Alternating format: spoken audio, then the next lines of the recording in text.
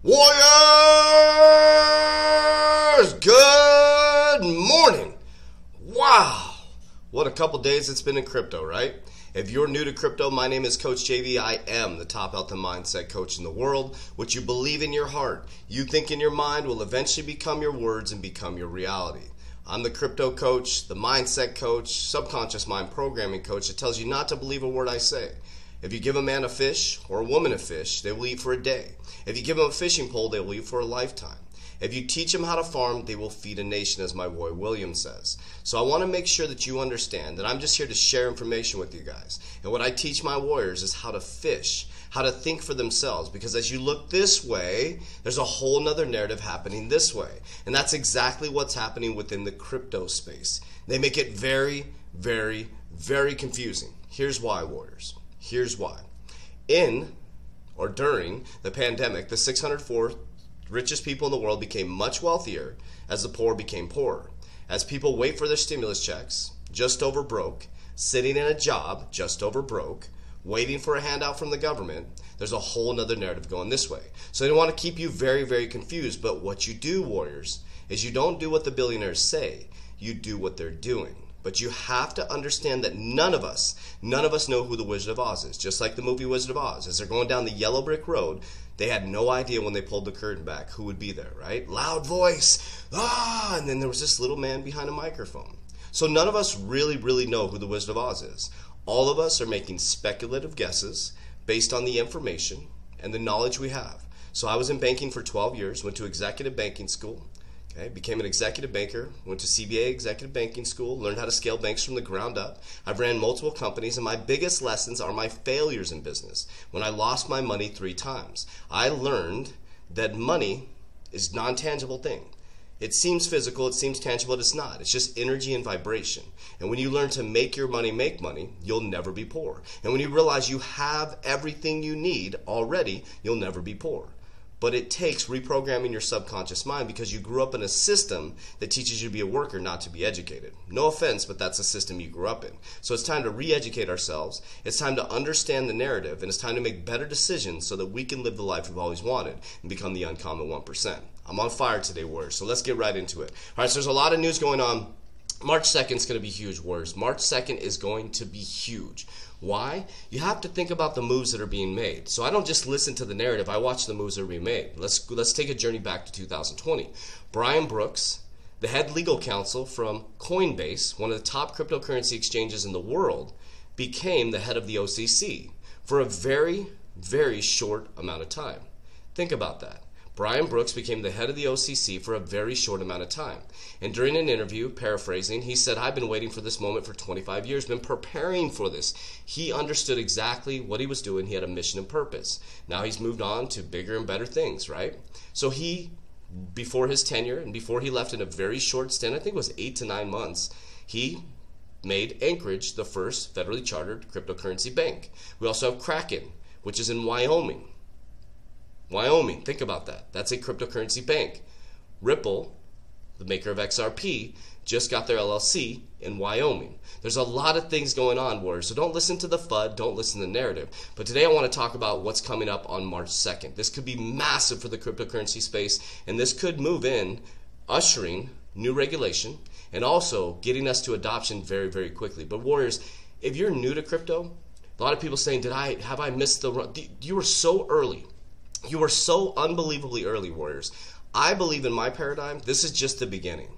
We're going to have a bear market for another 3 years after this bull market, and I believe 2025 is when things are really going to come to fruition. It's going to take a while to move the banking system, right? We run on an old archaic banking system, the SWIFT system. You know, we're in 1971, we detached from the gold standard, probably going to be moving back to a cryptocurrency back type currency way, right? Like a gold standard, a Bretton Woods standard.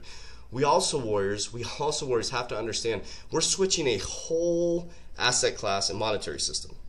That's huge.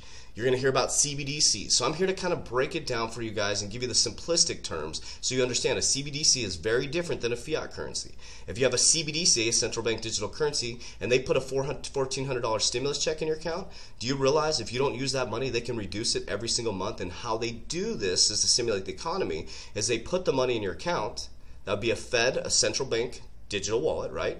You would have $1,400 in your account, and if you don't spend that money, they can reduce that money with negative interest rates. So that forces you to stimulate the economy. So they give you money by helicopter money, and then they force you to stimulate the economy. Remember, we're a debt-based society. If there's not debt in the system, there's no monetary movement, okay?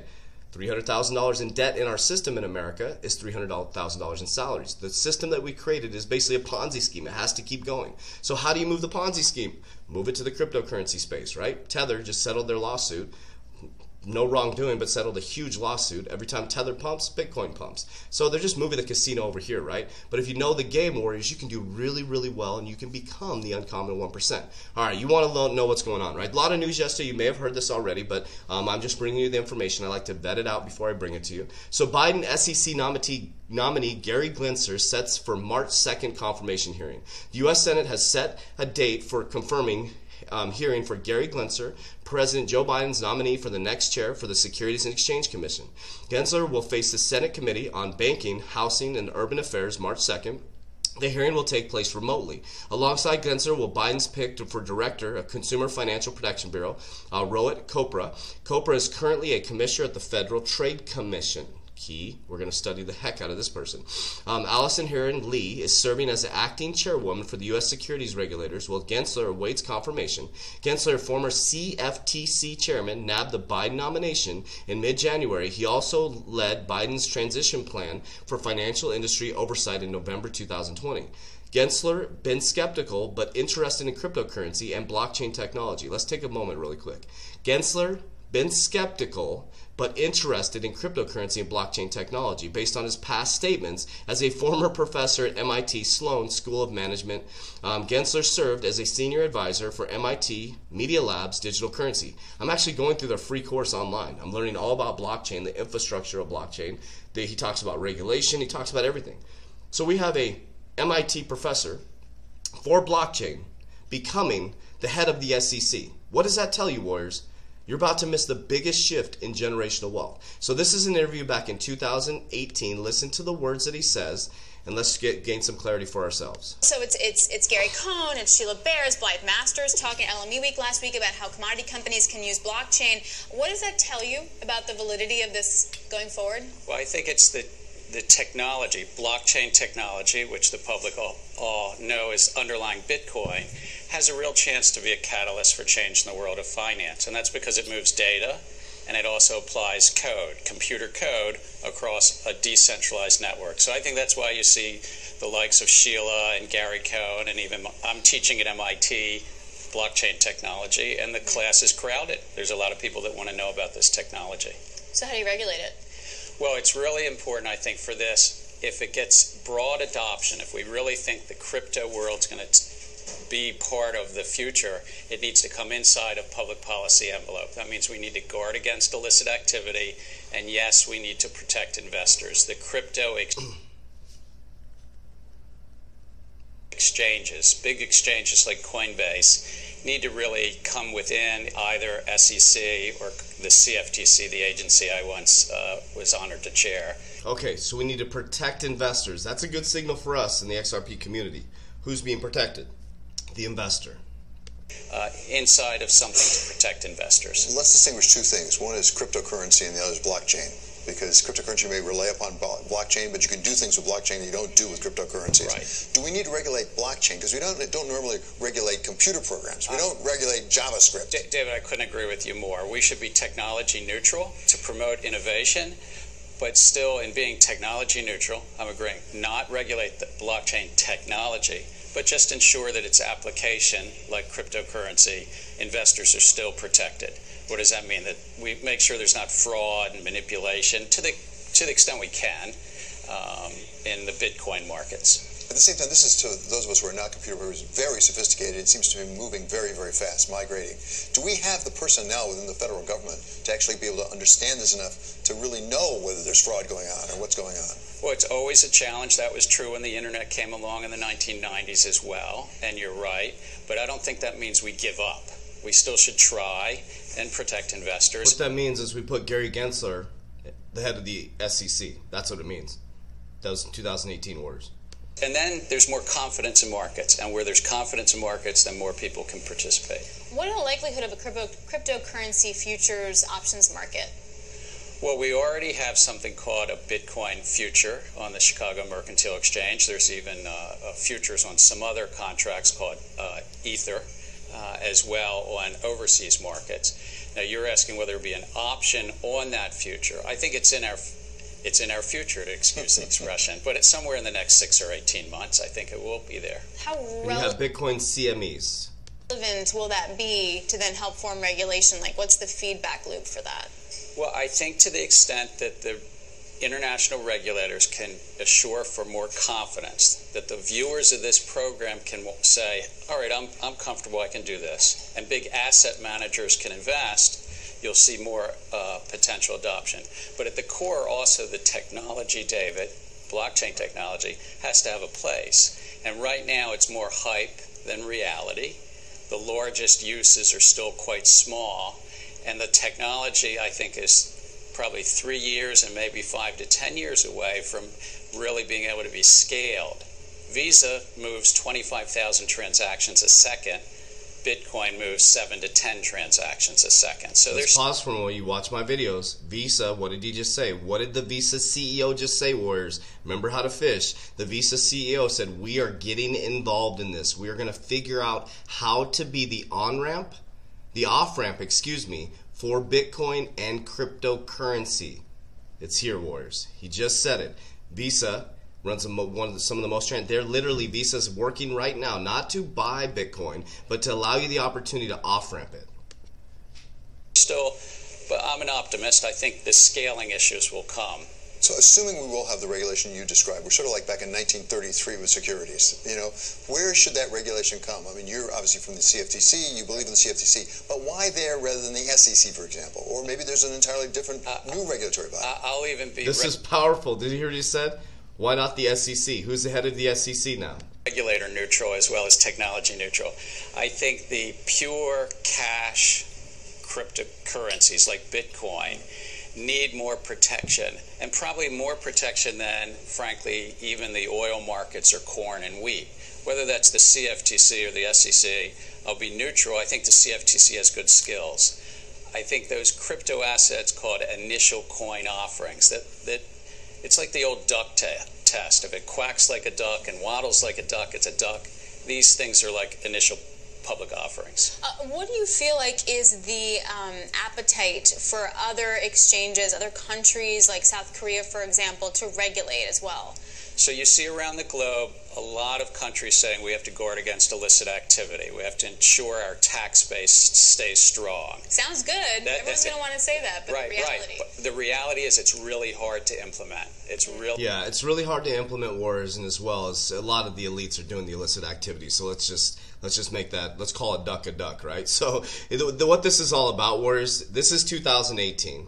He's talking about regulation, and now this gentleman is being put into the SEC on March 2nd. This is huge for the cryptocurrency space, Warriors. He is a professor at MIT, a former professor for blockchain. You can go to MIT and you can watch some of his courses, Warriors. We have a former MIT, let me repeat that, who taught blockchain, taking over the SEC, Warriors. You're about to miss the biggest shift in generational wealth. Now, the narrative is getting thick. They're trying to freak you out, Warriors. Remember the narrative.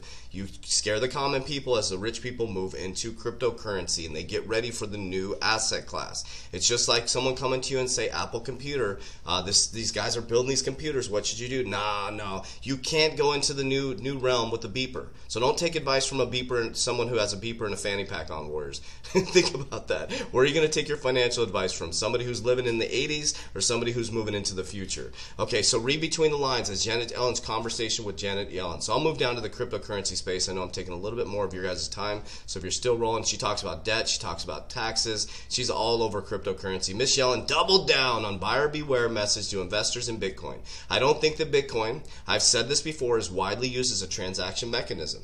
To the extent it is used, I fear it's often for illicit finances. They keep saying this over and over again. She said it's an extremely inefficient way to conduct transactions. Of course it's slow, it's clunky, it's like a piece of gold. It's the new gold, Warriors.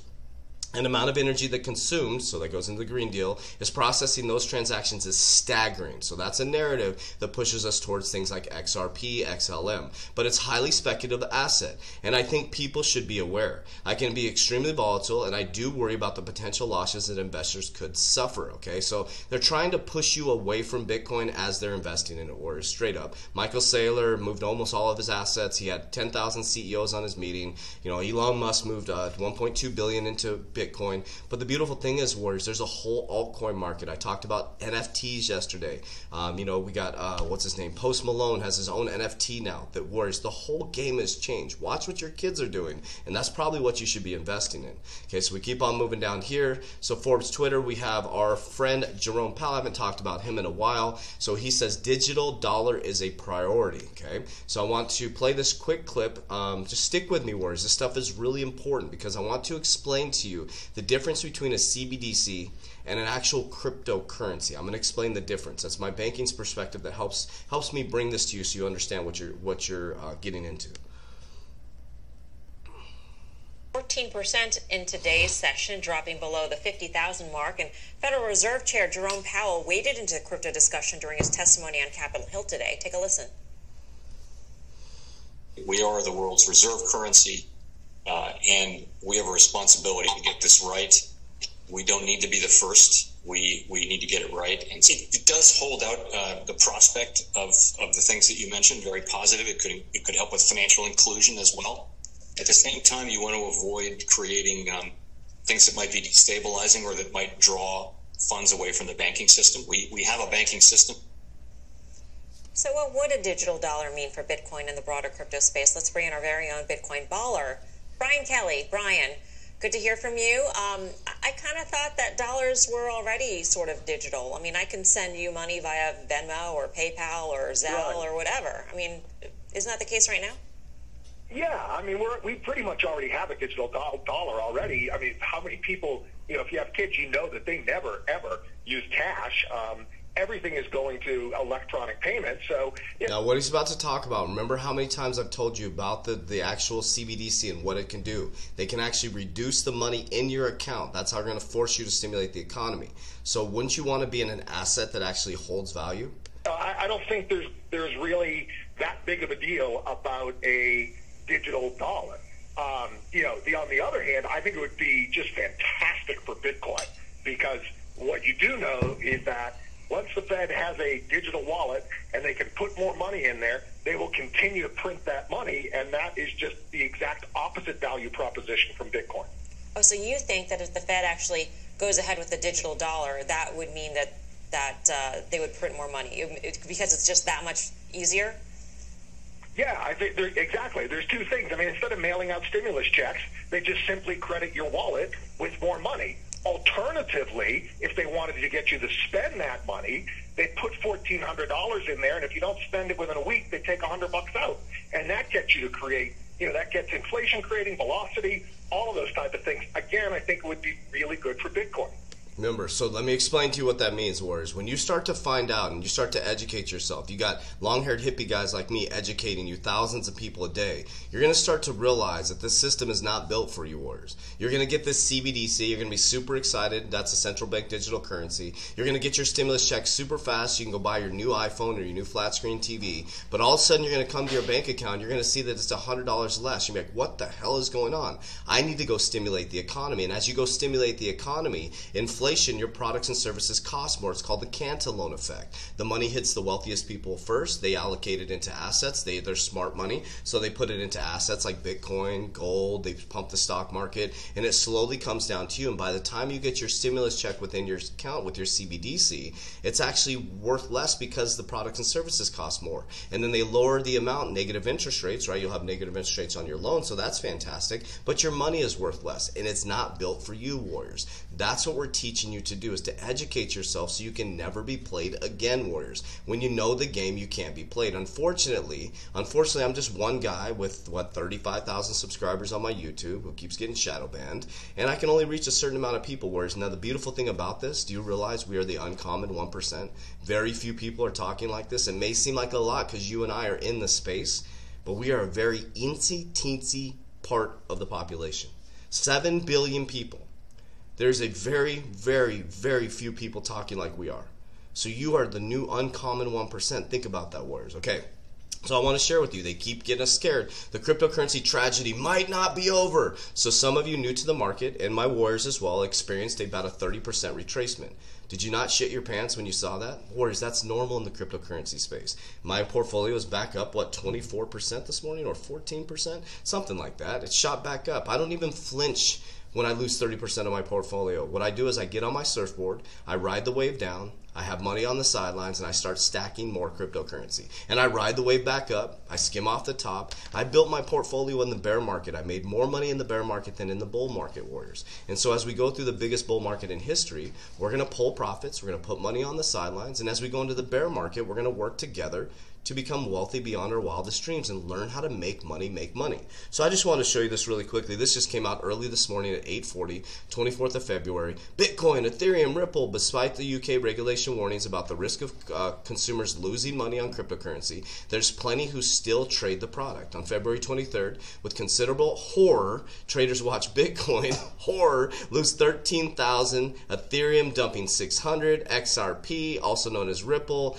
I think 11 basis points or whatever they put. Perhaps percentages terms shall prove more relatable. Bitcoin lost 22%, whereas that's completely normal. And so you can't be a weak hand if you're in the cryptocurrency space. You got to be non-emotional. You got to know the game. You buy the fear. You sell the euphoria. It's really, really simple, Warriors, but you got to listen. You got to be methodical. You can't be shaky hands.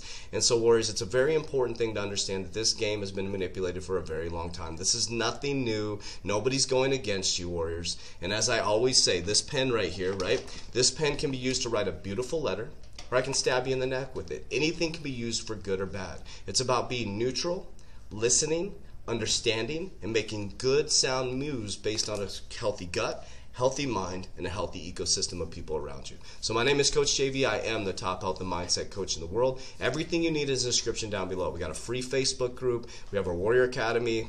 Do we have a free Facebook group? Join it. Get to know, like, and trust us before you even come into our Warrior Academy. You also have my social media platforms, Instagram, CoachJV_. You have my TikTok, CoachJV_, the Coach JV podcast. I have so much free information for you to help you understand the game so you can't be played. All right, Warriors, let's have a great day. That was a longer video. If you're still here, comment Warriors Rise. Also, in the comments down below, there's somebody imitating us. We'll never refer anybody for investing. We will never ask you to send us cryptocurrency. So there is people imitating our account now with the actual picture and the name of our YouTube channel. So be careful. Warriors Rise.